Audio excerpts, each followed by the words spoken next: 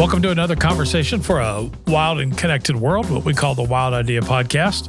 My name is Bill Hodge, and along with my friend and co-host Anders Reynolds, we have been digging into the intersection of wild nature and our own human nature. Today on the show, we have a conversation with William Keeton from the University of Vermont on the definitions and details of old-growth forests and why we should care about these standing giants and what the future looks like for mature trees. Here's something a little short of mature. My co-host, Anders Reynolds. Oh, hi, Bill. I am not taking that bait. I know better, and I'm in too good a mood, and that is because it is April, and you and I are kicking off Eastern spring break. It has been a long time since I've had a spring break, but you and I are about to hit the road. We're visiting 3 college towns, so Burlington, Vermont, State College, Pennsylvania, Maryville, Tennessee, and then we're also going to the beach, Cumberland Island, Georgia. And of course, you know, we're going to all these places in our head, but still, I'm really, really excited to be hitting up Eastern spring break with you. I love spring break because it's the one time you pretend to be spontaneous. I know better. You booked that Airbnb in November. You have a color-coded packing list. Bill, you are not free. You can say you came back refreshed and recharged, but I know you ate nothing but gas station chicken tendies and argued with Laura for 4 days. So that's not a reset, buddy.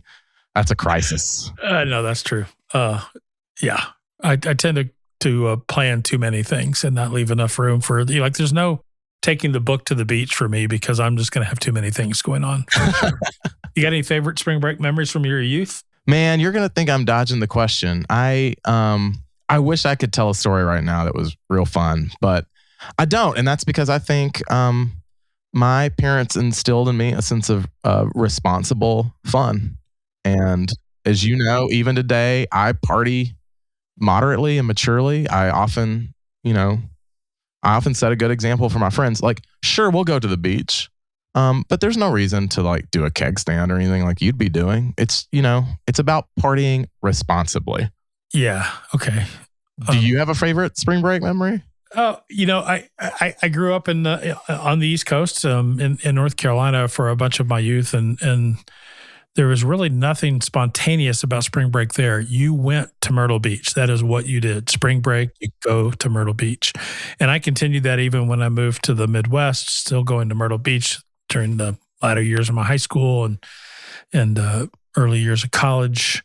One of my favorite memories actually has nothing to do with the beach, but I can vividly remember watching, and it speaks to this time of year again, watching the national championship game that North Carolina State won. The survive and advance story of a team that had to win their conference tournament to get in and then just kept winning.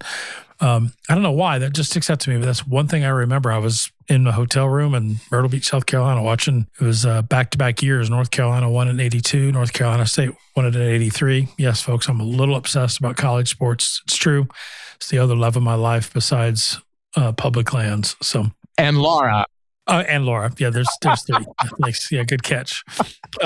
As Anders mentioned, let's talk about the month ahead, this Eastern spring break that we're